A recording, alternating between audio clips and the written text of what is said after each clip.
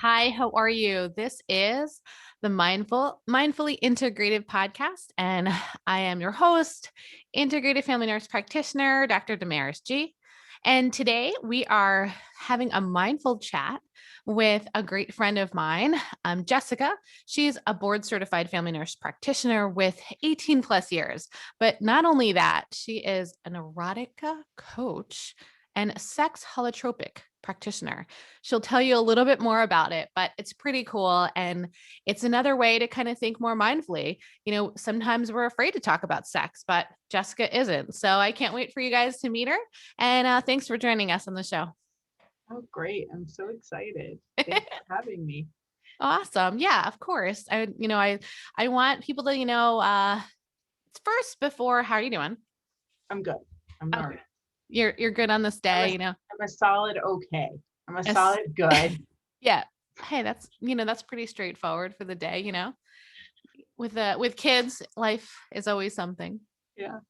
So how, tell us about what I was talking about, generally speaking, or first off, what do people not know about you? Something really fun fact they don't know about you. Well, I just want to clarify one thing. So I have not been a nurse practitioner for 18 years. I've been But in the nursing field. Yeah, or in the wellness field, because Yeah. before I became a nurse, I was a doula and I taught yoga for a long time. And so, You're in the well-rounded wellness field. Yes, yeah. So I like to, I just like to make that. But something that people don't know about me. I used to be a bodybuilder. What? That's kind of cool. See, something I would never thought of ever. Yeah. What was that like? Well, so that was in high school. So I was dancing at the time, and then I started lifting weights because I just love the concept of just being really physically strong. I've always liked working with my body and being really strong. And I could gain a lot of muscle very quickly. So it was it was just something that I enjoyed doing, and kind of watching my body change and watching like my lat spread get bigger. And oh wow, did you compete? So I was supposed to compete in bench pressing competitions, but I did not. Oh my. Because I left Chicago. I'm originally from Chicago.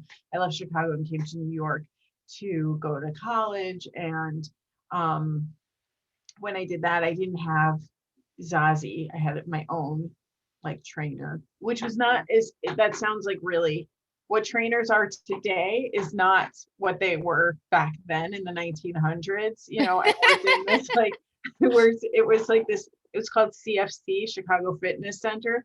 And it was this tiny shoebox like gym with really, really sweaty guys who were, they were so big that they couldn't walk, kind of thing. Oh my God.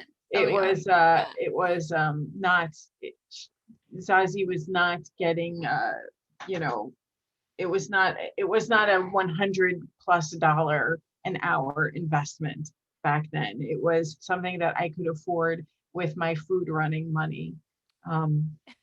So it was a very different thing. But she was French, and she was Miss Natural Illinois over 40, and she would wear fishnet stockings and thong leotards. And, oh my God. And it was wild. It was wild. It was That's great. hilarious. That's something that people don't know about me. And I still like lifting weights. I still like working with my body on a daily basis and just seeing where my strengths and my weaknesses are. It's really amazing. I'm probably not nearly as strong as you, but I definitely like to lift weights. Helps with losing. I feel like it really helps with muscle tone and getting rid of the fat. It does. But I think it also does something. I was once working with a client who was going through some struggles in parenting, and they were parenting a teenager. They still are parenting this person, right? Because that never ends. But the teenager was really struggling emotionally. And our conversation, and the interesting thing is that I had met this person when they were pregnant with this teenager, and I was their yoga teacher, right? Oh, wow. I was a yoga teacher, and they had come back, and I was working with them. And what I knew is that what we kind of discovered together is that they really needed to be super grounded in their bodies and super, by being super grounded in their bodies and being grounded in who they were and their power, they could parent better and they could hold space for their child who's really, really struggling. And lifting weights was a part of that, That's and just amazing. starting and lifting weights and Give them like a foundation. yeah, to actually feel, because sometimes we can talk about all of these mindful ideas and kind of, like wellness, discussion and, Right. dance as if nobody's watching and all of these kind of things and love yourself and, Yeah, I mean all that's that the shit. whole, yeah, you want to be real about it. Like, cause some people are like, Yeah, oh, this is hard. Like, I just had a listener, I mean, a little off topic too, but kind of yeah, in that it's not all perfect rainbows. Like someone no, just wrote me and I wanted them on the show and she was like, oh, I don't know if I fit your show. And I'm like, it's not about being perfect. It's not about like, hey, love. And I'm a big love and heart-centered person, but I want you to be who you are. And being aware, self-awareness is the real shit. yeah, Right? that's it, right? And but in this particular case, I felt we talked about sometimes you really just need to have like the physical Mhm. manifestation. So like when we think about the concept of embodiment, right? Because I'm like writing a thing right now and this whole idea of embodiment. And it's a phrase that in certain wellness spaces is really thrown out a lot. I'm really embodying this, the embodiment of that. So I looked up that word. What does that mean? Yeah. Does it mean Right, like right. being in the physical body? No, it does, it can. But really what it means is taking an idea or a feeling and making it this tangible thing, right? So I'd have to look it up, but you know, if something's lovely and how do you embody loveliness? Maybe it's a floral design or something. I don't know, It's making but something emotional or a feeling yes, tangible. exactly, exactly. So in this particular client's instance, we could talk about what it is to be a mother and mothering and the feminine essence or being in your personal strength and she's a very strong, has a real deep understanding of like feminist inquiry and the language around it and the movement around it, but she needed to lift weights to embody that, right, to make that tangible, that concept of being strong and being grounded for her child by lifting fucking weights, No, but that's right? amazing. Like, but that was her way of grounding. Sometimes people need Yeah, to run. Sometimes people, whatever that is to like get their yeah, energy out, whatever their stuff that they're dealing with in their, like, that's heavy on them. That was a way. That's cool. That's really cool. yeah. And that's just some of the work that we would do where it just came up like, how about lifting some weights to feel strong for your Mhm. child? Like literally feel strong. Yeah, Anyway, literally. yeah. That's cool. No, So, I love it. yeah. Hey, I mean, I love this, just this one little part already that I find about you, and you haven't even dived into all your other cool stuff. So tell me how, I know that you're a nurse practitioner, but, tell me a little bit about how you kind of came to this erotica coach and this sex kind of conversation in your practice. What exactly was that for you? How did that come up? Or was there a transition that even made you into this wellness? Like you said, you were a yoga teacher. What exactly kind of got you into wellness and then into this sex kind of thing? That could be a loaded question, but I figured you probably had enough to say about it. Yeah, I mean, I can try and make it really short. No, you don't have Or- to. I'd rather you or- discuss it with me. And, yeah. this podcast can be as long or short as we need it to be. So, So when I was a kid, like a 5-year-old kid, I could sit and watch Madame Butterfly, the opera on PBS. Like I loved it. And I also loved Nova's The Miracle of Life, okay. Okay. I remember right? that. Yes. Yes. So Yes. I like to take things apart. So I wanted to be an opera singer that was a mechanic and an obstetrician gynecologist, right? That's what Well, I wanted to be as a child. that's quite So intense. yeah, I'm an intense person. So when I was teaching yoga, uh, I decided at one point I was in a relationship, and I decided, well, maybe it's time to start to think about having children. And I was very into, I don't even know how it worked. I don't even know if I became a doula first and then thought about becoming a nurse, but I thought, well, I'll become a midwife. So I decided to become a doula to get experience around birth, right? To kind of prepare Oh, to myself kind of to get be a like into midwife. that because you were into upset to see if you wanted to be like a midwife or like or go to MD school. Yeah, Obstetrician. yeah. Or what I was going to do if I wanted Whatever. Right. to. Yeah, I knew I wasn't going to go to medical school, right? I Okay. knew that was not going to happen because at that point I had already, like, I just knew that was not going to That happen. wasn't in your cards, but you wanted to be close to birth. Yes. Okay. I realized in nursing school, like towards the end of nursing school, that I was not going to become a midwife. Okay. Like I just put all the pieces together from being a doula for quite some time, and then going to nursing school, I realized I was not going to become a midwife. And I describe it as like you're in a long-term relationship with somebody that you really love them, but you just know that you're not going to marry them. Like, Yeah. like it's Yeah. come to like, this is great and this is painful, but you've got to like, this is not going to work out. Like it was literally that painful for me. Oh, and And it's just kind of one of those things where like that's just not your thing. Like yeah, it's you know that you love what you like being around it, but you don't want it as your job. yeah, I just realized it was just not going to be my thing. So I became a med surg nurse. And I loved it because and a lot of people don't love No, medical I didn't surgical love nursing. med surg Yeah, nursing. a So lot of you're people the don't love it. opposite of me. Yes. Yeah. No, most people don't love it. Most people avoid it. But somebody said, everyone wants to always do a specialty, just do med surg. And this unit went from like ortho to GYN, urology, GI, just general medical. I mean, we ended up getting everybody's kind of scraps, right? So you learned everything. We learned everything. Right. And from there, I started to talk about sex because and I think that it started with this young woman who kept getting these horrible recurrent UTIs. And I think she might have had pyelonephritis. I'm not sure. So like real kidney. Yeah. I don't remember. But I remember talking to her quietly and asking her with her partner was there with her and saying, are you having anal sex?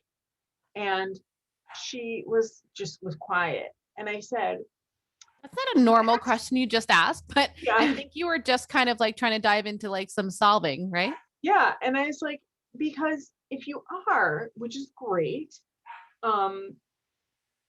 you are not to be having vaginal penetration after anal penetration with any penis, fingers, tongue, nothing.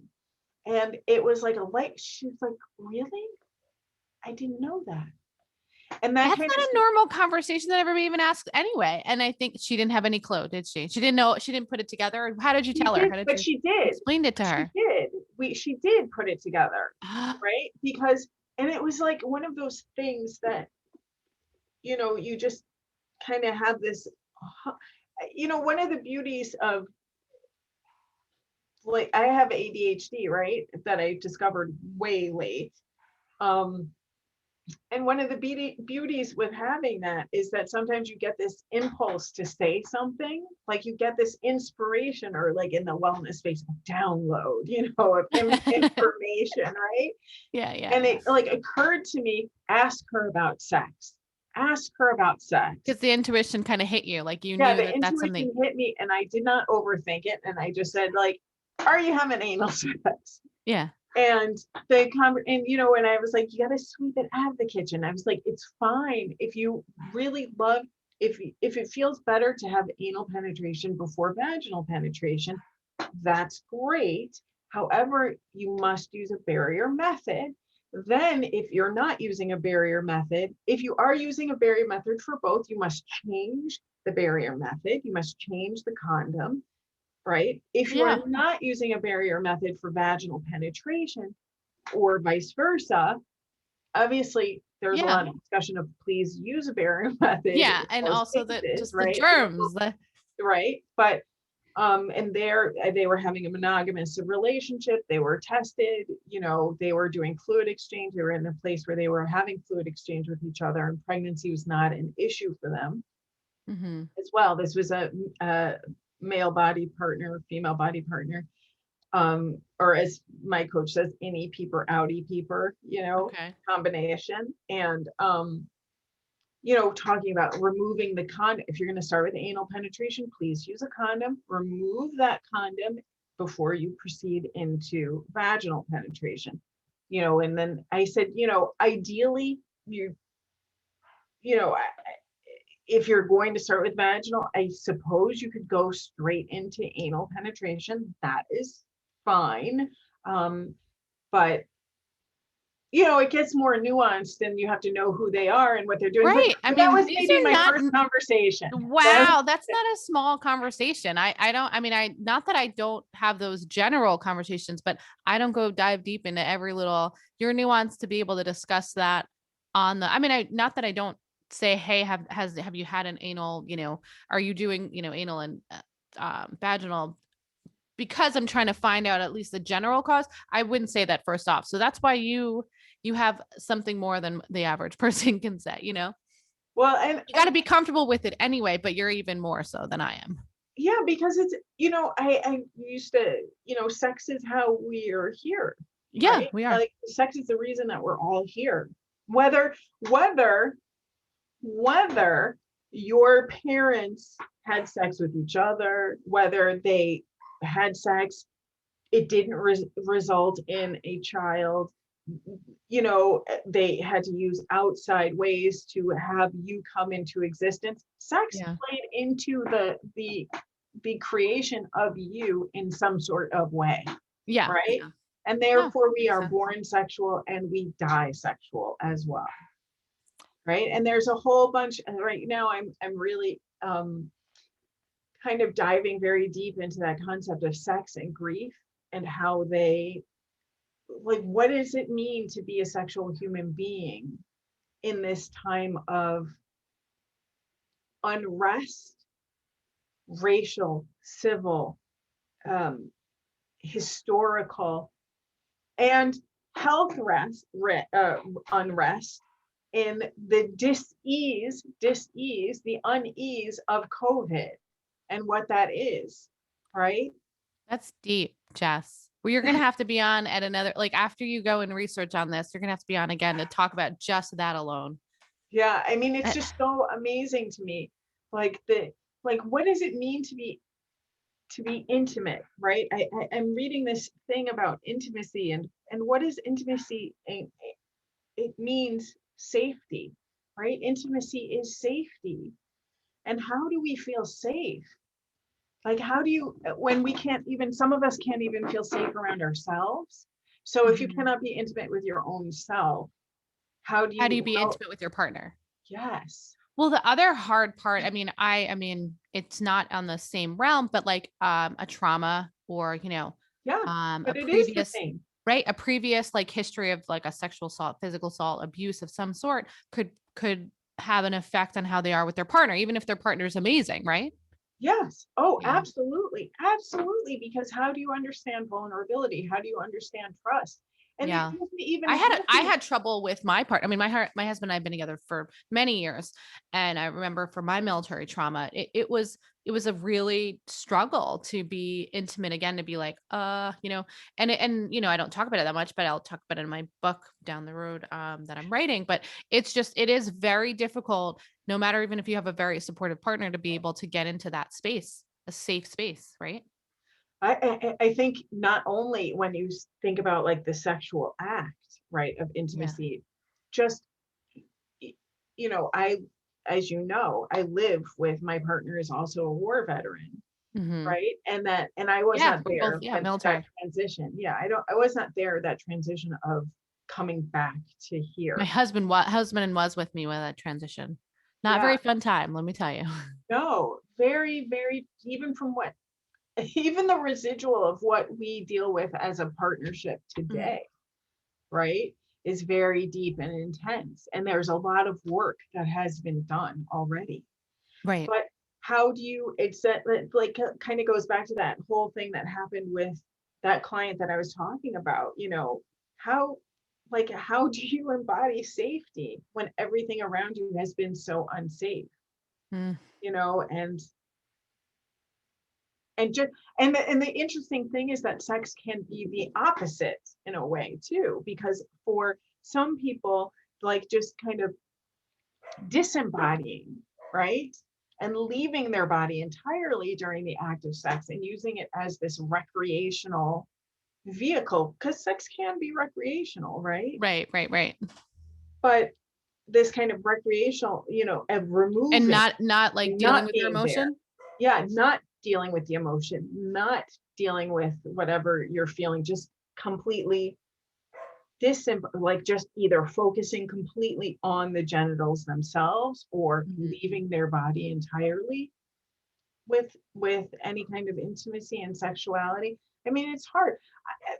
I struggle with intimacy issues all the time, because it's I think just all of us not do. Like, I easy. mean, if we Yeah, pretend that we don't do it, like if we yeah. don't, I mean, I'm a new mom and I'm not trying to have, sex every day. You know what I That's a mean? whole nother thing. That's Yeah, a you whole know, nother. That's and a then, whole whole nother new thing. body, a whole new me. I'm like, oh, and Body, that's part you of me keep always telling touch. people like, you got to really love yourself each and every day, even though you hate it. Like you have to really set in and go, this is who I am today.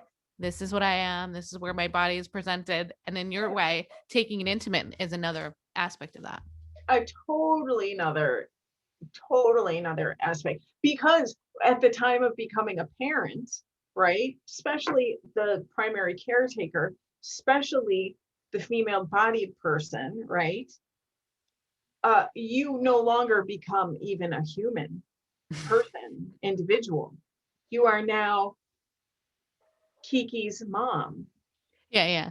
You don't even have a You're- name Right. anymore. Yeah. You're like the child. Yes. You Mother. walk into Mother. the Yeah, you walk into the pediatrician and they don't even say, they say, "Hi, mom.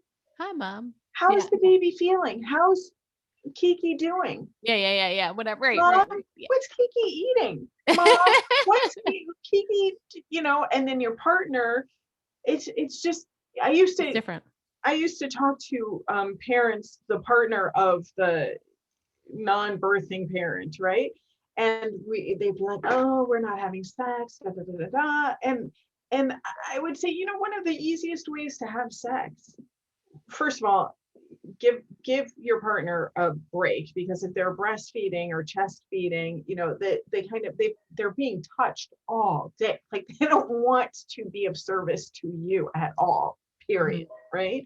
And they may not want to be touched because they are touch saturated at this point, right? But one of the things that is helpful is that if that partner that gets to go out to the world and work, say, if In that is the how it was or how it is, right? right. If they can bring something back that reminds them both that the parent that's at home with this new child is still an adult person, right? That is and was that person that they wanted to have sex with in the first place, that will get them into bed. You see what I'm Yeah. I saying? mean, say like, so you're kind of like, So a stupid thing like People magazine, like if you loved People magazine, or if you loved, for example, if you're having body issues, and this may not be appropriate for everyone, and you can spin it to whatever works best for you, but like, if you love a Krispy Kreme donut and you've always loved Krispy Kreme donuts, and they look at you and your partner were to come home and be like, "I was walking by and I thought of Krispy Kreme donuts, and I just know how much you love these, and I just think you look so beautiful, and I just want to hear you eat that Krispy Kreme donut.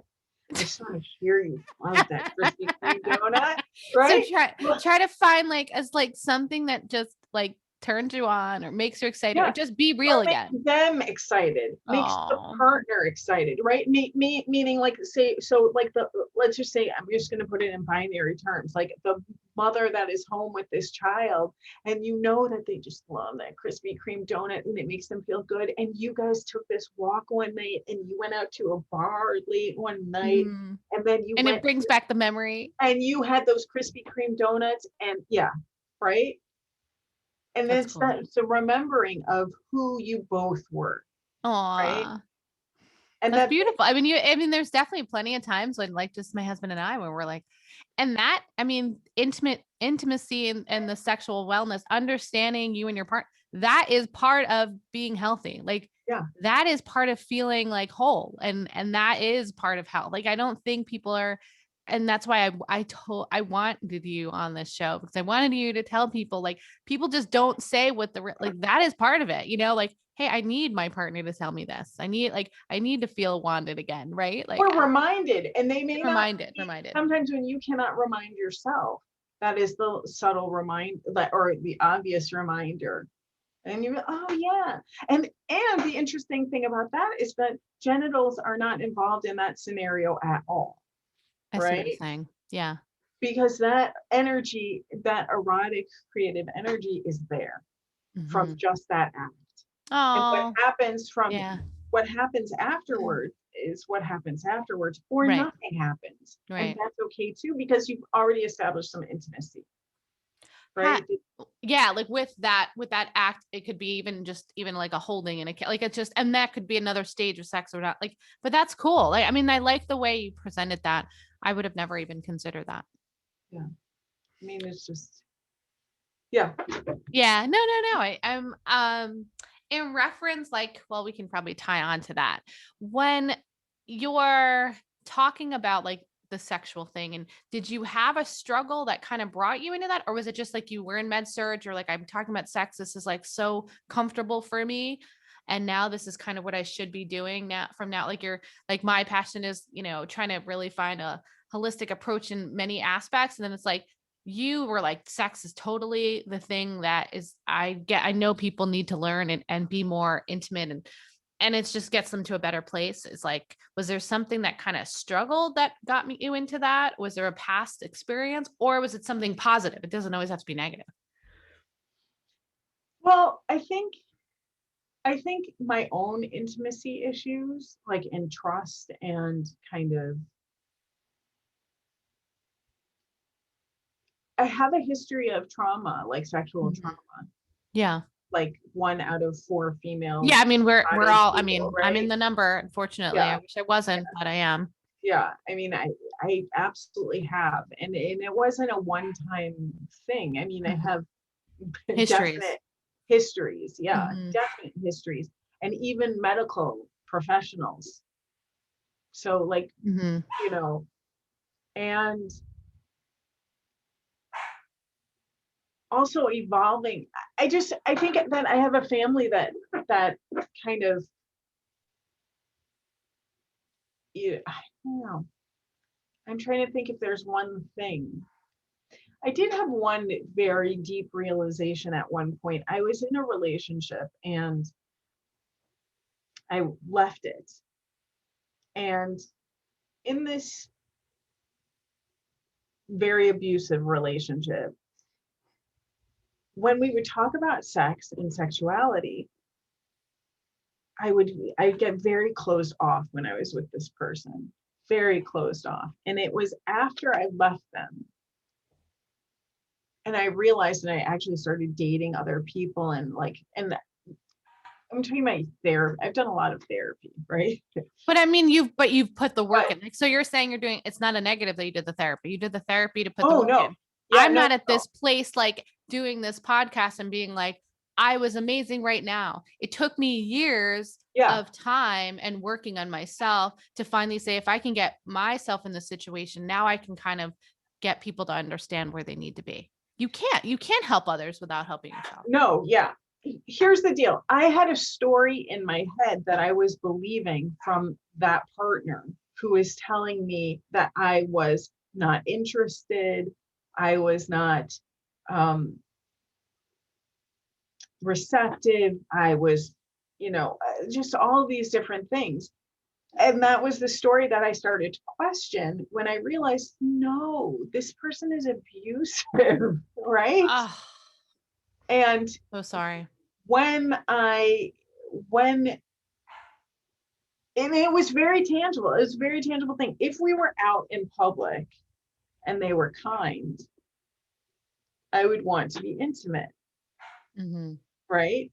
And when we got behind closed doors and they were everything but kind, I would be closed off, right?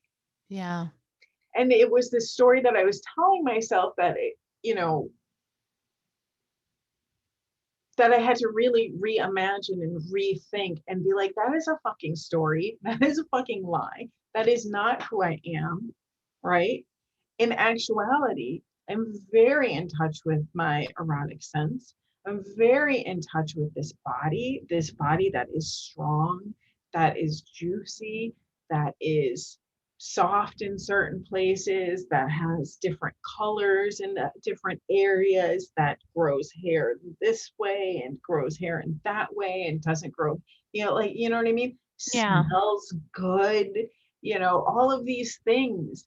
Like these are all stories that we're told, we don't smell, and I'm not talking about I'm not Yeah, talking but about this partner. I'm talking about it's like society, like with the summer's eve and the mass and gill or Mhm. whatever. You know what I mean? Yeah, Like all things of to these things, cover up, all of it. like our periods are dirty, all of these things, you know what I mean? Like it's like this kind of these greater stories that we buy into, and then these intimate stories that we buy into that are just not true, right? Yeah. So I Yeah. think that might be one of the things that when, as I talk to clients and we kind of understand who we want to be, right? Who we imagine our future selves to be, or in that kind of concept, like when I get so and so, then I will be this thing, or when, you know what I mean? When I do this, I get that. When I Yeah, finish yeah, yeah, this, yeah, I yeah. do that.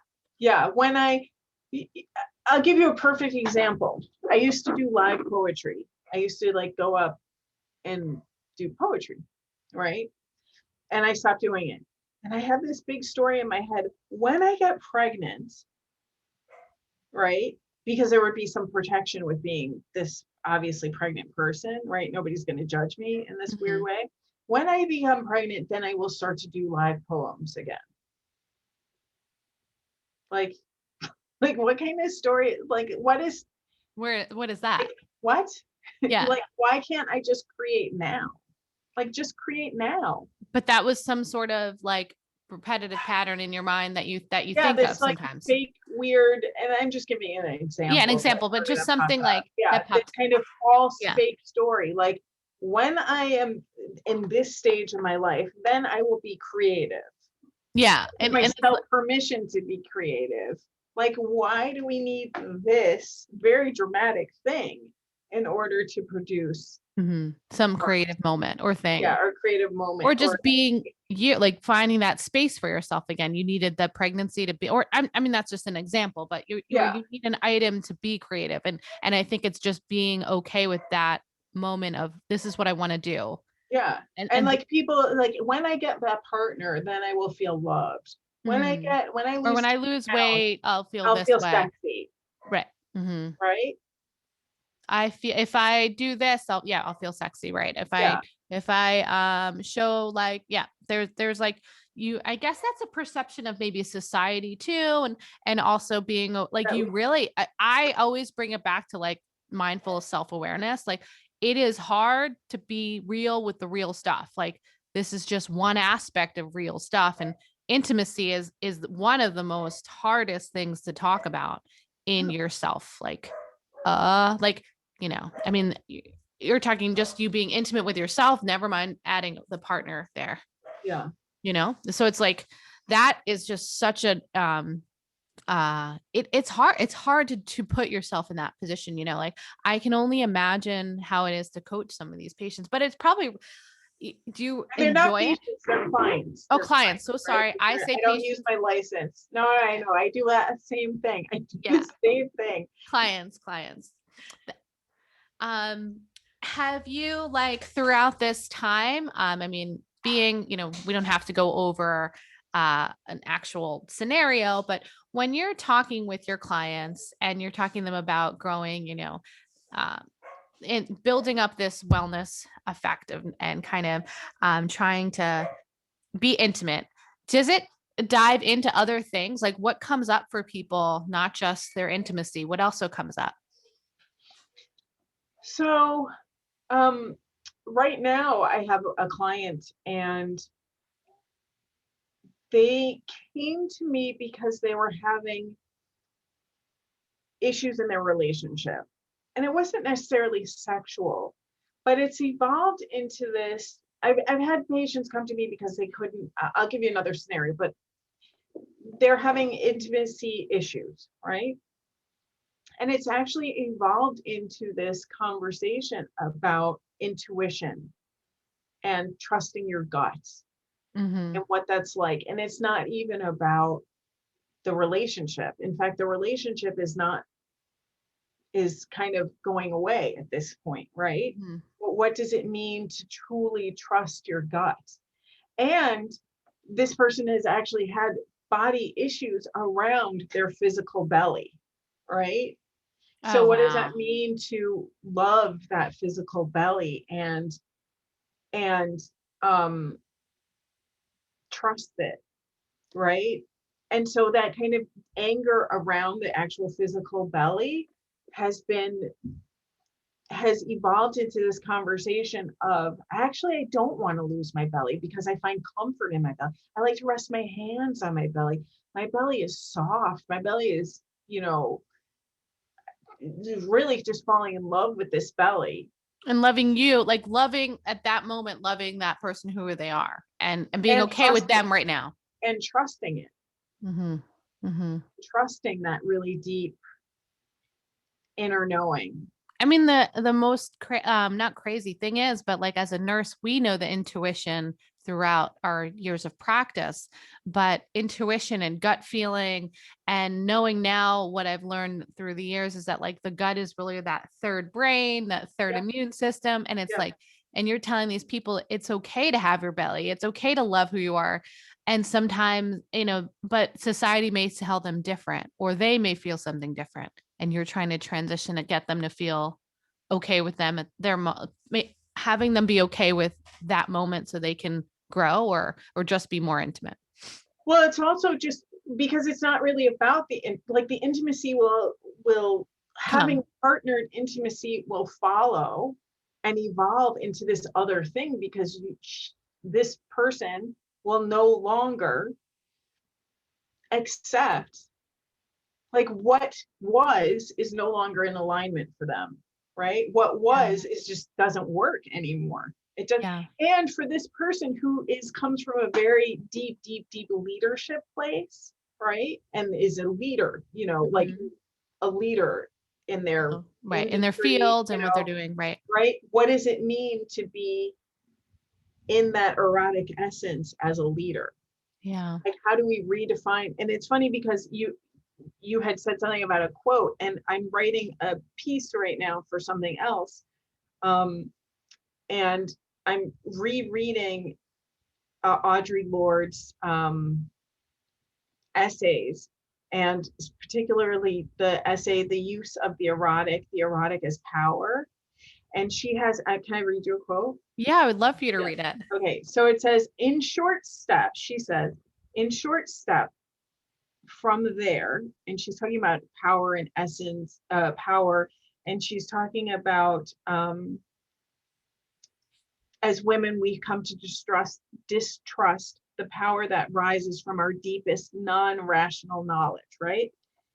So in short step from there to the false belief that only by suppression of the erotic within our lives and consciousness can women truly be strong. But that strength is illusionary. But that strength is illusionary, for it is fashioned within the context of male models of power, right? So, Wow. yeah. So like, and even And I don't just work with female bodied people, Mhm. right? One of my first clients happened to be a man, and I've worked a lot with men. And what does that mean to be erotic? And what does it mean to, well, like, and I don't want to like take too much time. We'll have to talk. Well, no, that means you're going to have to be on the show again. I mean, we're going to have to dive in and on another part, but just give a little tidbit before we end the show today. So I want Okay. you to, yeah. It's just like when we talk about male and female and all these kind of binaries, like if you look at like a 9-week old gestating thing, Mhm. right? Yeah. And what is going to be female and what is going to be male, the parts are exactly the fucking same, Mhm. right?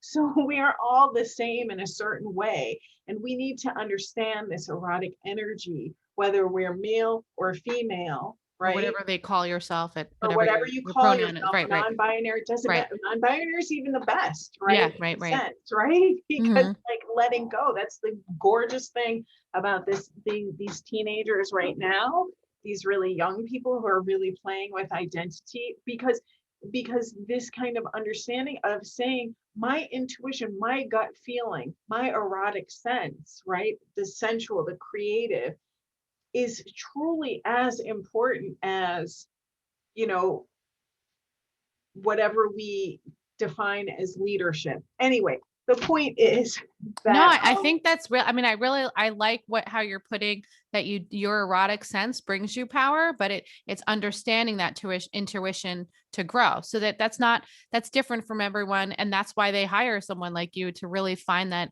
within themselves. And that's not easy to find. And I'm going to say it on my end, that wouldn't be something that I would have thought of, but it makes sense as I'm looking and observing. And so I appreciate you discussing that. So yeah. I just wanted to, say thank you so much for, I mean, I don't want to cut you short today, No, but I no. want you back on the show because I really feel like you have such a wealth of knowledge and so much more to bring into the show. And so, I just wanted to say, is there one more takeaway that you wanted to say to the audience about how you're mindful each and every day?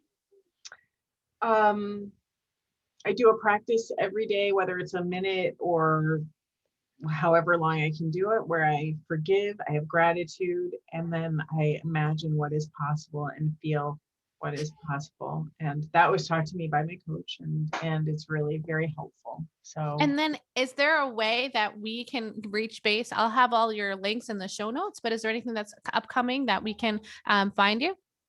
I guess Instagram, I'm pretty active on Instagram. And so that's Jessica_Jolie, Jolie. Jessica _ Okay. Yeah. Is there an event that's coming up or you just want people to check you out on Instagram and on the links? Yeah, no events that I'm aware Okay. of. All Yeah. right. Well, I But really want them to check you out. So I'll have your information in the show notes and I'll have them email or message you on Instagram. And great. I really, really appreciate you being on the show. This is just, the thing is, it's so much more that we need to dive in here because it's such a deep topic and that we don't discuss. And sex is part of our wellness and it is part of our not just intimacy, but like to grow. If you don't know who you are within, you're not going to be able to grow out. So Yeah. I mean, I thanks for, putting that message out and Thank you. mindfully integrative podcast audience. I want to thank you for, joining in and having this mindful chat with Jessica, our erotic coach and counselor. You are amazing. And I appreciate your time and I hope each and every day you find a mindful way. Thanks again for joining in. Thank you.